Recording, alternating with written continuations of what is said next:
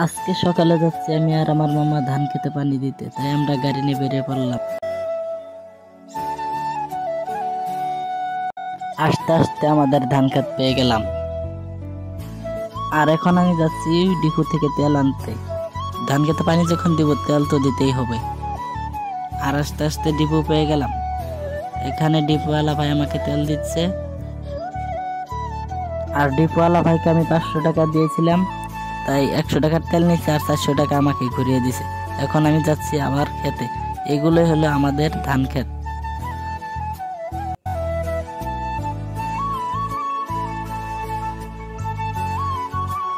এখানে আমার মামা পাইপ বিছাচ্ছে, আর এখন পাইপ বিছানো হয়ে গেল। মিশিং স্টার দিয়ে আমরা এখন খেতে পানি দিব।